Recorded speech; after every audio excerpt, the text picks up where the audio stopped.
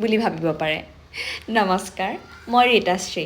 আপোনালোকৰ হয়তো কিছুমানে মোক চিনি পায়ে, কিয়নো বহু দিনৰ পাছত সাৰ পাইহে মই ব্লগ দিওঁ।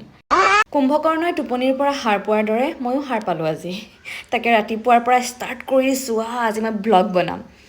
গা পা ধুই আহি এতিয়া ভাত বনাবলৈ লাগি গৈছোঁ।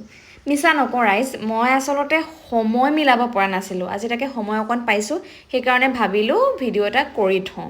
ভাবিছোঁ আজিৰ পৰা সদায় দিম। আচ্ছা, কিনো ক'ম, কথা দিব নোৱাৰোঁ সদায় দিম, সদায় ভিডিঅ' কৰিম, কিয়নো জানেই নহয় মোৰ এলেহুৱা স্বভাৱৰ কথা। अरे कहना क्या चाहते हो? এইখিনিতে অকণমান খেলি মেলি লাগে। মানে আমি ঘৰত প্ৰায়ে কৈ থাকোঁ ভাত বনালোঁ, ভাত বনালোঁ, ভাত বনোৱা, কিন্তু ভাত ৰন্ধাহে হয়। কেতিয়াবা সেইকাৰণে ৰন্ধা বুলি কওঁ, কেতিয়াবাহে ওলাই যায় আৰু ঘৰৰ কথাবোৰকে বনালোঁ বুলি কওঁ। এতিয়া তাকে ভাত ৰান্ধিলোঁ, দালিও হৈ গ'ল, শুকান মাছ কেইটামান গৰম কৰি আছিলোঁ।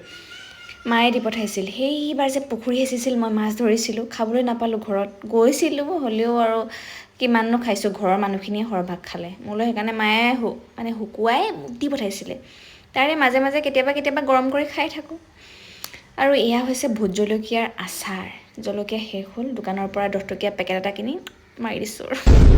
কেতিয়াবা কিছুমান কাম এলাহতে থাকি যায়। এতিয়া সেইফালে সেই ফিল্টাৰটোত পানী নাই, মই গম পাওঁ কিন্তু কালিয়ে পানী নাই, পানী শেষ হৈছে বুলি, কিন্তু ভৰোৱাৰ এলাহত থাকি গ'ল। আজি ৰাতিপুৱাই যেতিয়া মই খাবলৈ লৈছোঁ, নিজৰ ওপৰতে খং উঠিছে, সেইকাৰণে ভৰাই ল'লোঁ। আৰু মই ভাত তলতে খাওঁ দেই, কেতিয়াবা ওপৰত খাওঁ।